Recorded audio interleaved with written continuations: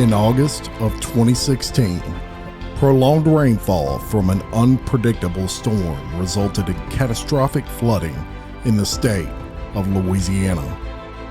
In my city of Denham Springs, 90% of the homes received water, some 4,200 homes. Of those, 3,000 of these homes received 18 inches or more of water, 25 to 30 inches of rain in less than 72 hours. The Amite River, which cuts through the heart of Livingston Parish, crested at 46.2 feet, some 5 feet above its previously recorded record and some 17.2 feet above its flood stage at Denham Springs. This is my story, as it was experienced through my own eyes, the day I saw the river rise.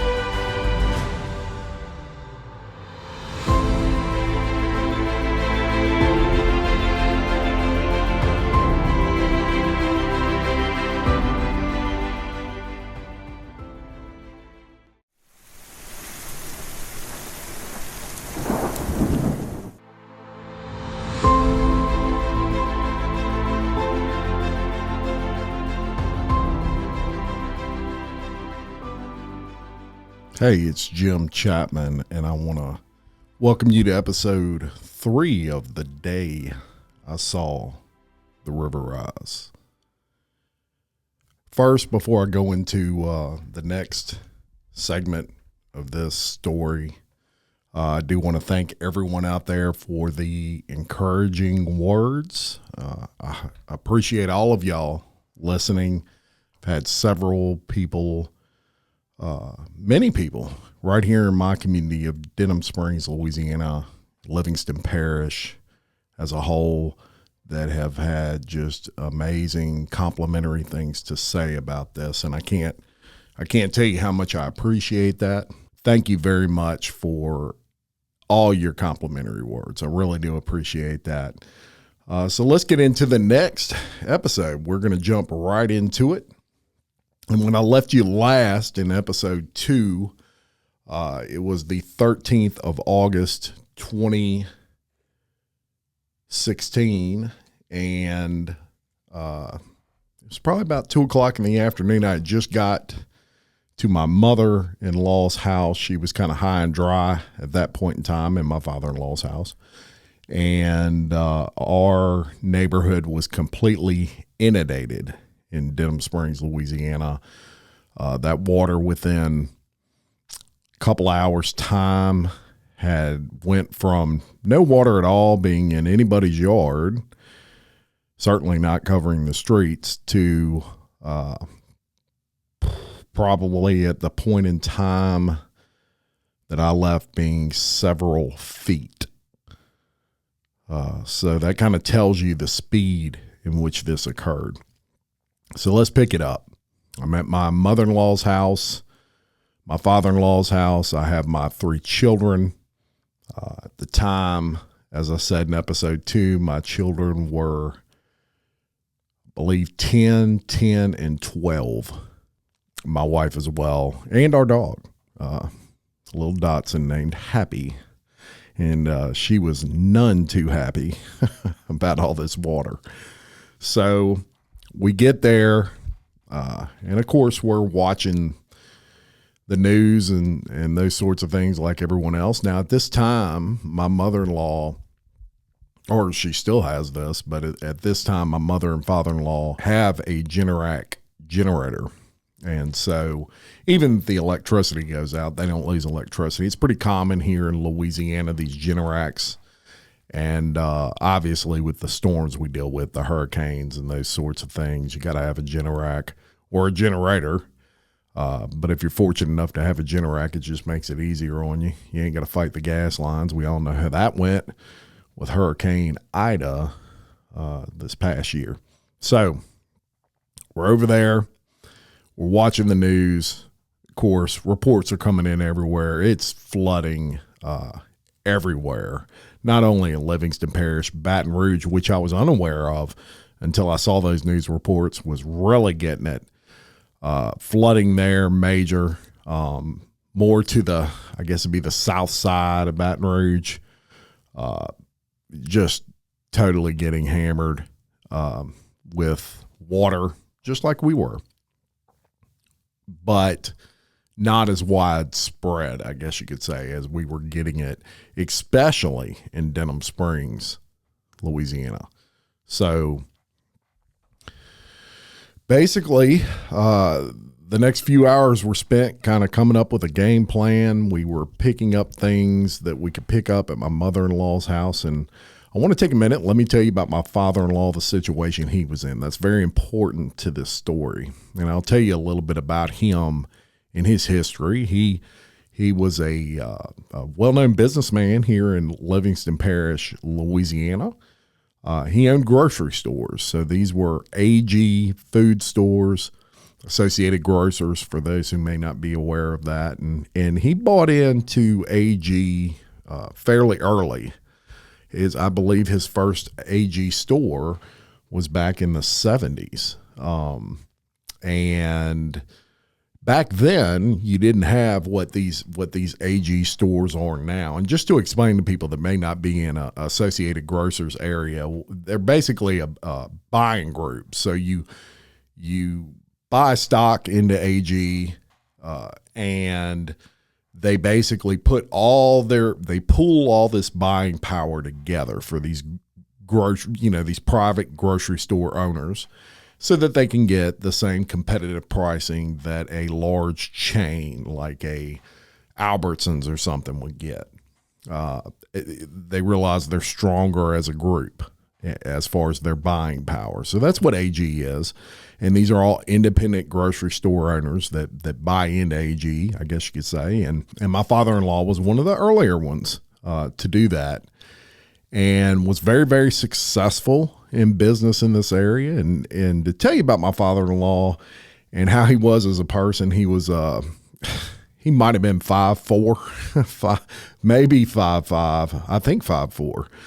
And Cajun, he's from the town of Arneville, Louisiana, but he moved to Livingston Parish as soon as he was an adult. And I mean, as soon as. Stayed a little while in Baton Rouge, then moved to Livingston Parish at the age of 18. This time he was 72, something like that. So he had been in this parish for many, many, many, many years. And all his businesses, with the exception of one, were in this parish. He, at that time, had a supermarket called Rod's Grocery, and that was on Highway 16, which is a highway that plays a big part in this story, and also known as Vincent Road. You'll remember from earlier episodes I told you about this. Way down Highway 16, going towards a village called Port Vincent, he owned a grocery store called Rod's, and it was very well known for its po' boys, especially. I mean, they made the best po' boys. And when I was dating my future wife, I can remember getting those po' boys, and I'm like, wow, I'm in love. They were really good, and it was really cool because I didn't have to pay for them because I was dating his daughter. So that was even better for a struggling guy trying to find his way in life. So that's who he was. Very smart businessman. Also owned a supermarket in a town called Holden, Louisiana, which was still in the parish of Livingston. It was actually called Holden Supermarket, and owned that for many, many years. At one point in time, they owned one called Judy's Superette, and that was in what was the Watson area of Livingston Parish, and that was way early on. And they also owned a grocery store in Bell River, and it was called Bell River Grocery. He had a lot going on, to say the least, and throughout his life. Very smart. And the reason I brought up his stature was he was a short guy. He was a Cajun guy, and believe it or not, even at the age of 70, he spoke pretty broken English. This is someone who in the third grade could not even speak English. He spoke Cajun French and actually failed the third grade because he could not speak English. But he grew up to be one of the sharpest businessmen you would ever meet. He actually retired with plenty of money in the bank. I believe he was 56 when he retired. And I spent many, many years under his kind of tutelage, just listening and learning and observing his shrewdness when it came to business. People didn't play with Rod because he would tell them real quick about themselves, as we say here in South Louisiana. So just an unbelievable man. When I had the honor of, I guess, performing his eulogy or eulogizing him at his funeral, and it's honestly one of the high points of my life, and just an absolute honor. We all miss him, but at this time he was pretty bad off. He was bedridden, as you remember in episode 2, and it was a big concern of mine because I knew that water was coming at some point. I just knew it. I felt it. I knew that rain wasn't going to stop, and I knew that water was coming. And foremost on my mind was, how am I going to get this man out of here safely? And to tell you what the issue was, later in life, he got diagnosed with Alzheimer's and Lewy body dementia. And let me tell y'all, these are horrible, horrible diseases that I pray every day they find the cause of and a cure to. So at this point, it was very progressed, and he had become bedridden and wholly reliant on his wife, Judy, to take care of him. I considered it a huge responsibility of mine, in addition to having my 3 children, my wife, and my mother-in-law, and my dog, and keeping all of these people safe. So I knew that water was coming. I knew that was going to be a problem. That weighed across my mind heavily. So for several hours, we watched the weather. I went outside about every 15, 20 minutes and, is there any water in the yard yet? Is there any water in the street yet? All of those sorts of things. And it was gradually coming. At some point, I decided I was going to go kind of, obviously check my neighborhood. So I make my way back out front. And at this point, y'all, there are, 800 people on Highway 16 from as far as I could see. Everybody had been forced outside of their house, and they're on that major road. Highway 16 was up higher than the neighborhoods, obviously, and everybody was just kind of standing out there. People were putting tents, easy up tents out there, things like that. They had, I remember distinctly, 2 guys right out in front of my subdivision that actually stayed in my subdivision as well, and they were in the back of their truck with shotguns, and so they kind of had a premonition that things were going to get worse, and there wasn't going to be a whole lot of help for us people that actually follow the law. So they were up there, and I was glad to see them at that point in time. Y'all, my street was just worse and worse with the flooding. And there were a bunch of people. There's a Walmart right down the road from me. It was dry. And it was up very high, and they had, cars, campers, you name it. It was that Walmart was packed as if they were shopping in there, but the Walmart was closed. It was just the parking lot was full because some people knew that was the highest point in the area. So if it was going to, the last thing that would flood would be that. So some people were smart enough that they went over there and sort of camped out there. So it was crazy, y'all, to see all this. It just blew my mind.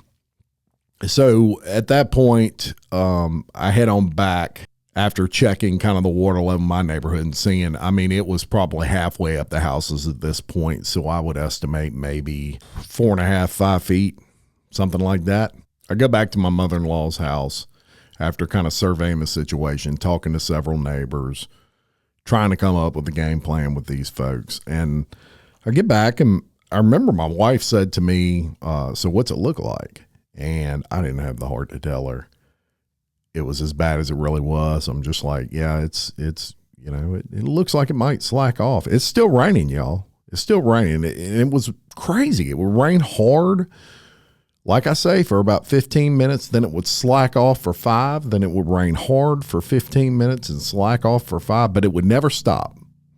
And just strange. No breaks in it. So I didn't have the heart to tell her, that it was as high as it was in our neighborhood. I just kind of said it's not good. It doesn't look like it's good, but it doesn't look like it went up a whole lot, and left it at that. So nighttime comes, and during this time, we've got cell service kind of going in and out. I had AT&T, which, believe it or not, Verizon at that time stayed on the whole entire time. But I had AT&T, and AT&T was tough. It would go in and out, in and out, in and out, very sporadic. So I would be able to get on Facebook for about 5-minute intervals. And I'm seeing pictures. I'm seeing people, there were some neighborhoods people were stuck. I mean, they were just like, we need help. We need a boat over here, all those sorts of things. But nighttime comes, and everybody's tired at this time, man. Let me tell you, when you're in a situation like this, it's also the stress that gets to you and makes you really, really tired. So everybody's tired, but nobody's sleeping, right? At this time, it was probably 9 o'clock, and it was summertime, so it didn't really truly get dark until 8. The last few hours of the day, it was filling up the driveway at this point, that water. But I had my truck parked out in the driveway, and I kept going out there and just checking. One thing that was on my mind was the tires. Once it goes over the tires, I'm going to be in trouble. I kept thinking that. Y'all got to remember, this was the last vehicle I had. I had 2 vehicles. I had mine and my wife's. And my wife's was flooded. And so in my mind, I'm thinking, man, if I lose this truck, I'm really in a bind. Just checking the levels. Every probably hour, I would go out there with a flashlight, and it would go up and up and up. And I'm like, oh, my God, I'm going to lose my truck. And there's nowhere to bring it, y'all. Nowhere to bring it at this point. I mean, it's just, you're just watching. So probably about midnight, we see it. The water starts coming in, just like at my house. It's coming through the weep holes. And just like at my house, my mother-in-law is grabbing towels. My wife is grabbing towels, and they're actually stuffing it on where the door jamb is, when at the bottom of your entrance doors. And I'm like, come on, y'all. It's not going to help. But I get it. It's panic, it's fear, and you're thinking maybe I can keep it out. They're doing what they can. Totally get it. But in my mind, I'm thinking, yeah, we're screwed. So the water starts coming in, and I would say within 20 minutes, it's carpet's ruined, right? You're walking, it's splashing. Here it comes. And that water keeps coming up, and eventually it goes over the door seals. At this time, it was probably about 4:30 in the morning when I started thinking, we got to get everybody out of here. At that time, there was over a foot of water in her house. I'm thinking, we're going to end up with 5 feet in here. So it's time. It's game time, and I have no plan other than I've got to get everybody on to Highway 16. So the first thing I do is I tell my wife, and I'm going to see what the water level is like on Highway 16. She says, okay. And I remember I went out, and I can't remember why I did this, but I went out the window rather than the front or back door. The water at that point was so high we couldn't open the doors, might have been the issue. But I went out of the window, and they have a lot that my mother and father-in-law own right next to their house. So there's no house on that lot. So I remember walking through that, trying to find the sidewalk. Y'all got to remember that when it floods like that, it's like a lake. You can't see anything. And this is dirty water, y'all. This is Amite River water. It is totally brown. And then at nighttime, it's totally black. You can't see. All I could think was there's got to be 100 snakes, probably 5 feet from me. I mean, it was crazy. You couldn't find the sidewalks. You couldn't find the street. You were just kind of feeling with your shoes. You know, you could feel yourself sinking in grass, and then you'd feel yourself kind of walking in concrete. Make matters worse, it was nighttime, so you really couldn't see anything. The street lights were all out, so there was nothing. I mean, there was you could not freaking see. But I meander my way around, make my way out of the neighborhood. And Highway 16 sitting there, and I didn't see anybody at this point in time. There's cars all lined up and down it where people were smart enough to move their cars to that road, and the road itself is still dry. The interesting thing was, as I was walking out to go kind of check things, the more I would walk to get out of that subdivision, the deeper that water would get. Obviously, it wasn't, completely graded even throughout that neighborhood. So where my mother-in-law lived, it was actually up higher than the front of the subdivision. So as you walked, the water got deeper and deeper and deeper, and it actually ended up being about chest deep by the time I made it to the front of the subdivision. It was like a little bowl. And then you go out of the subdivision and you're on 16. So it was deep. And I'm like, man, this is going to end up this deep in my mother-in-law's part of the subdivision. And he would, my father-in-law would drown, period. So I got to get everybody out of here, including my kids who would likely drown.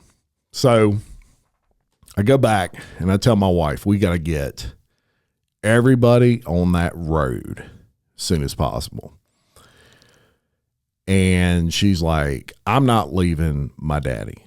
And I said, you're going to have to leave your daddy. And I won't leave your daddy. You understand? I said, I won't leave him. Your job will be to get someone back here with a boat. I don't care what you have to do, but you get someone back here with a boat. And she said, basically, what's the plan? I said, well, I'll take the girls out first.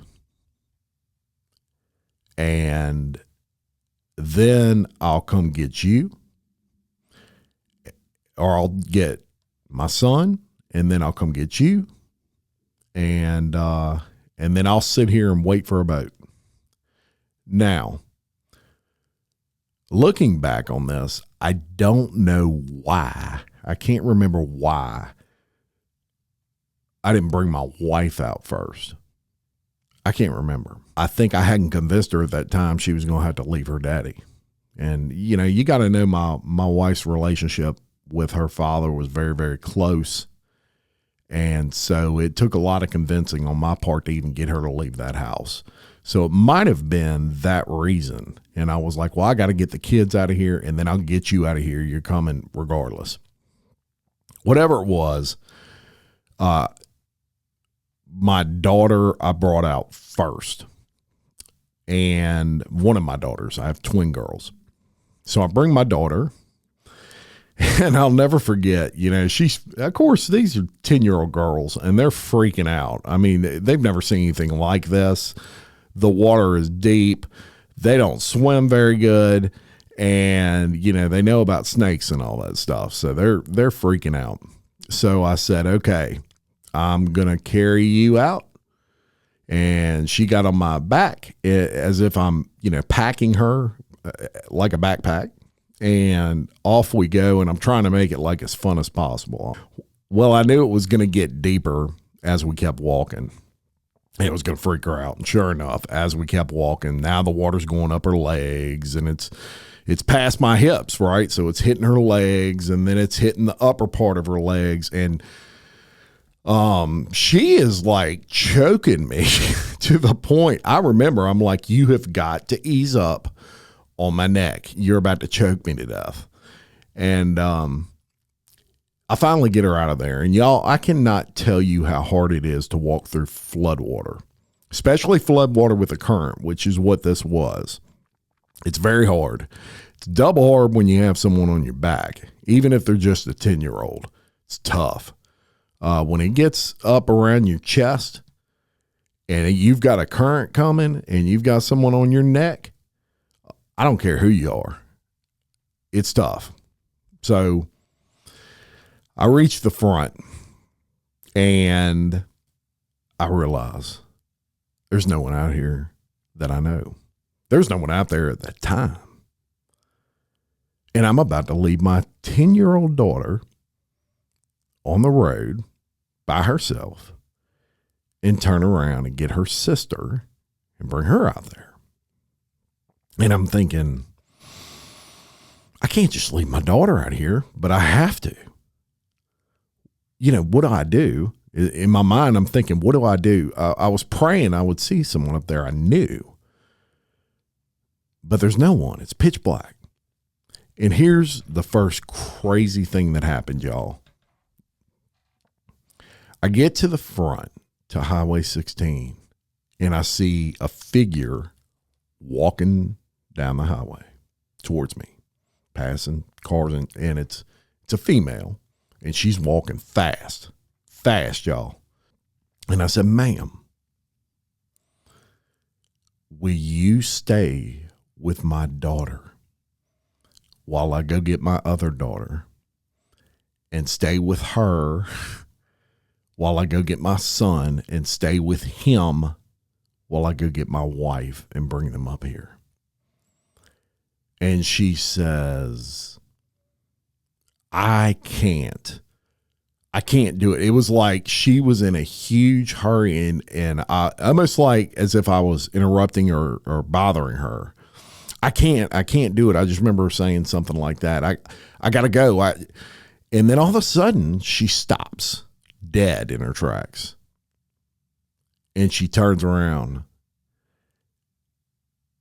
and she says, screw it, I'll wait with him. Is exactly what she said to me. So now I'm like, I don't know who this lady is, and I'm about to leave my daughter with her. So I take my daughter off my neck finally, and I say, you got to stay with this lady while I go get your sister, okay? Yes, Daddy. So I look at the lady, and it was like I burned her image in my mind just in case anything happened. And I said, thank you. I'll be right back. Off I go, back in the subdivision, fighting through this water, this current. Y'all, it's tough. I get back there. I grab my other daughter. Same thing. Carry her through the water. And I remember I was thinking, I'm going to flip my lid if I get back and that lady's gone. So I was moving. I was hurrying back to the house, to my mother-in-law's house, and then hurrying back out to the street. But I get back out there, and she's still there. This is my other daughter. I kind of introduce them. I'll be right back. I turn around. That water's still coming up, y'all. I turn around. My son, who's 12, but he's very short, and was not a very good swimmer at this time. So obviously I got to carry him out too. Same thing, drag him through there. Now all I have is my wife, because I know my mother-in-law is not going to leave my father-in-law. I know that. So now all I have to do is convince my wife again that she's got to leave, that the kids are up there by themselves. You got to go. And I I don't know who the lady is and all that stuff. So on the way back there, I realized I'm tired. I was almost exhausted. Y'all, to tell you a little bit about me, if you're listening to this in some other area, you're not familiar with me. I'm not a little guy. I'm almost 6 feet tall. I'm just under 6 feet tall. I'm, depending on the season, I'm anywhere between 210 and 225 pounds. And I'm strong. I mean, I've always been a stronger guy. So walking through, waist deep or chest deep water, to me, it was not a huge concern of mine. Not that I've done that frequently, but I'm a very good swimmer. And I've always had good strength in my legs and all those kind of things. So I wasn't concerned with exhaustion, but I was really tired, and it was really hard, especially when you're carrying people out. So I get back, my wife's there, and I'm like, it's time. You got to go, and we ain't got time to argue because those girls and your son are up on Highway 16 with a complete stranger. So you got to go. Come on. Well, my wife is definitely afraid of like snakes and stuff like that. I mean, she's afraid of lizards. So she said, well, how deep is it? I said, well, just come on. We'll walk until you feel like you can't walk no more, and I'll carry you out like I did them. So we do that, and eventually it gets to the point where she has to jump on my back now. And what's she do? The same thing all the other ones were doing. She's choking me to death. So I get her out eventually. She gets to Highway 16 with kids, and the lady is still there. And I mean, as soon as my wife hit that street, that lady took off. I think I said thank you to her. I don't know how to thank you or something like that. And she said, you're welcome. And she was gone. At this time, it's daylight and people are coming. I don't know where all these people went overnight, if they were sleeping in their cars or what, but people were now appearing from everywhere. It's daylight, and you can kind of see it's really bad. I looked my wife right in the eyes. I said, I don't care what you have to do. You get a boat and you have them come get your daddy. I looked her right in the face and I said, I am not going to be able to get him out of there. And y'all, for those that may not understand, when you are bedridden and you have been bedridden for the length of time that he had, all your muscles kind of seize up and you are stiff. You're like a board. So it's not like I can pick him up and curl him up in my arms and carry him out, although I couldn't have done that either. I mean, it's literally just dead weight, way too heavy to get out of there by themselves. But especially when they're stiff like that, they're literally stiff as a board. And so from that aspect, I knew there's no way I'm getting him out. Now, I don't know when this water's going to stop, y'all. It might go up to the roof for all I know, which he would most definitely drown. And I would probably drown trying to save him. So I tell her that, and I look her in the eyes to where she knows I'm serious. Whatever you got to do, Wendy, get somebody back there. So I go back. And the game plan was me and her mother-in-law and father-in-law are just going to wait until I heard a boat. Now, I knew my wife well enough to know that she's going to get a boat back there. There wasn't no doubt about it. And of course, at this time, it's still raining, y'all. That river stage is still ticking up. So we're sitting there, and that's it. We wait. A boat will come back here eventually. And I remember my dog, who is still there, and is on the couch, and she is scared to death. Little Dotson, and just, you could tell. I mean, it was almost like I could read that dog's mind, and she was like, what the hell? Just looking and shaking. And so I remember I sat on the couch. The water wasn't high enough where it overtook the couch yet. It was just the lower half, and my feet were in the water, of course. And I sat on the couch with the dog. And sure enough, this is probably an hour and a half later, I hear a motor. Whoa, and here it comes. And I hear it stop. I'm like, wow, I hope that boat's for us. And I hear it stop. And I see it parking, the boat was kind of like coasting in front of that front door. And so I get up and I go to the front door and open it, and there's a guy there, and he says, "Is there a guy over here that's bedridden?" And I said, "Yep." And he says, "We got to get him in the boat and get him out of here." Okay. So he comes inside, and there's another guy who I later found out was my mother-in-law's across the street neighbor. And he appeared, thank God, out of the blue. And then I want to say the guy in the boat had another guy with him. And so basically we all had a corner of my father-in-law. And you have to be careful. You have to pick him up all at the same time. And you just kind of carry him. And so my mother-in-law is dramatic, obviously, in this situation. And she's, y'all be careful and all this and that. And I'll never forget, love her to death and totally get it. But at this point in time, we got to get this guy out of here. We're trying everything we can. And he is heavy, y'all. Even with 4 of us, it was a struggle. And we went to pick him up, and he let out like a scream. He could not talk. He was not to the point he could verbalize words anymore. So it was more of an ah. And my mother-in-law flips.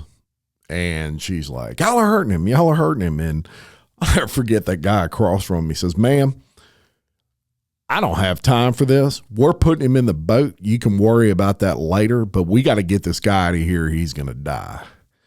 And we totally ignored her.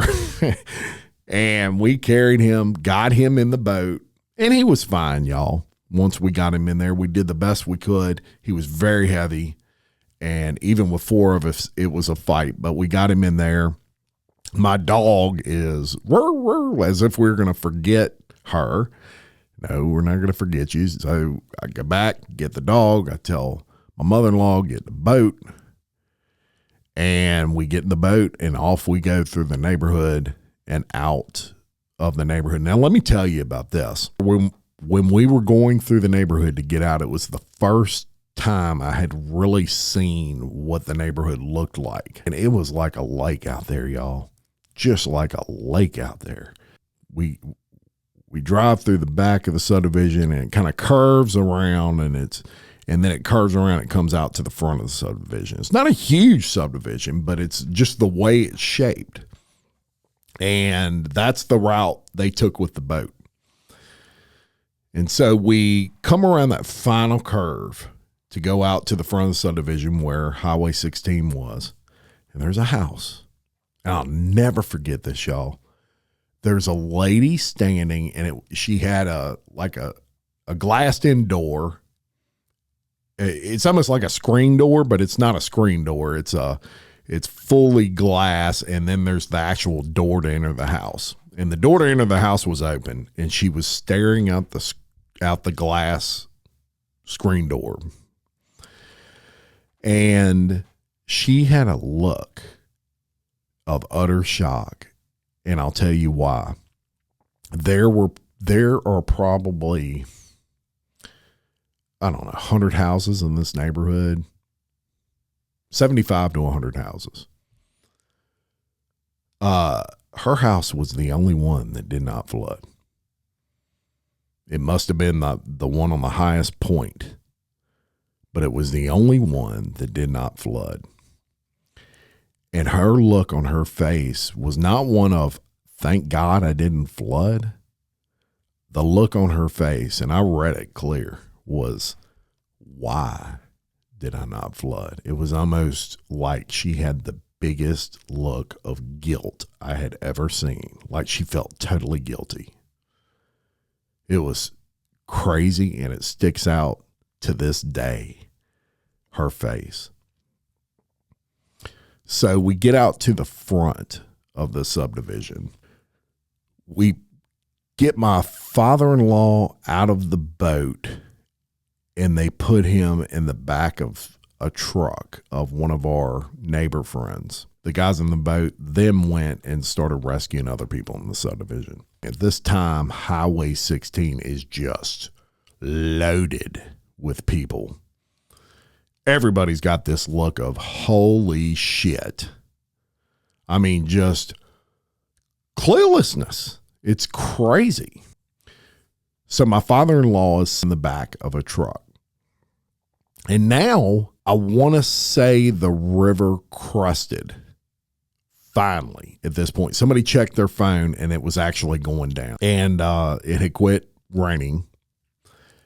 And that sun came out. And it was hot, hot, hot. And all I could think was my father-in-law is going to die out here. Because, y'all, it looked like we were in the middle of the Atlantic Ocean. It was that crazy. They had some people putting up easy up tents. And I remember talking to some neighbors, and it's like, maybe we can get food together in a little while and all those sorts of things. And I talked to my wife and I said, we got to figure out a way to get your dad out of here.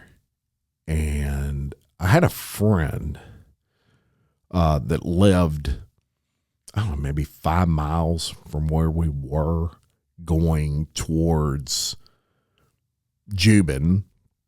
And the last time I talked to this guy, he said he was high and dry and there wasn't no way he was going to get water. Now, he had just built a house on his family's property, and it was like they actually made a hill for his house to sit on. So he was up pretty high. And I was like, there's no way he's got water. So my plan was, I'm thinking what we can do is we can go, I can walk to his house and tell him, hey, we need to get my father-in-law over here and out of the sun and all of that. And we can then get in his truck and drive to Highway 16 from his house, which I'm assuming none of this is flooded, and then go down 16 to where we were about 5 miles away and put my father-in-law in his truck, bring it back to his house, all that sort of stuff. So that was my plan. So I look at my wife and I said, I'm going to go to Brian's house. That was his name. I'm going to go to Brian's house and we're going to get your daddy out of here. And she looked at me like, she's like, you can't leave. You don't know what it's like, beyond what we can see right now. And what if he's flooded? And I said, there ain't no way he's flooded.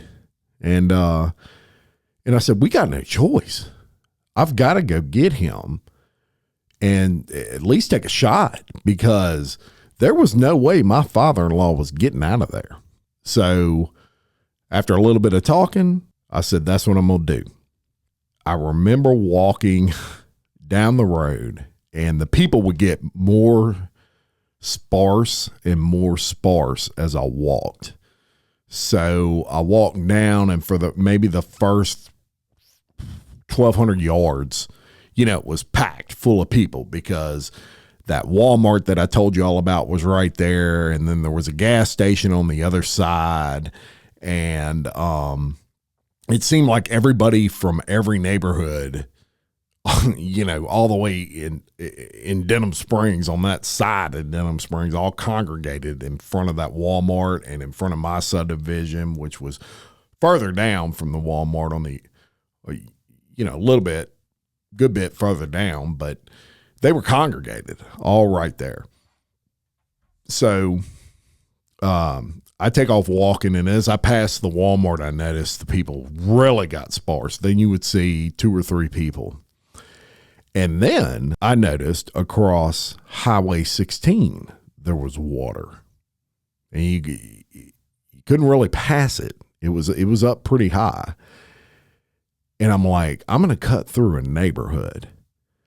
And if I cut through, there was a neighborhood on the right. And if I cut through this neighborhood, I can kind of go a back way. That was the biggest mistake I made. And I'm going to stop it right here. And we'll pick it up with episode 4 next week. But it just keeps getting crazier, y'all. So I'm going to leave y'all for this episode. Thank you for listening.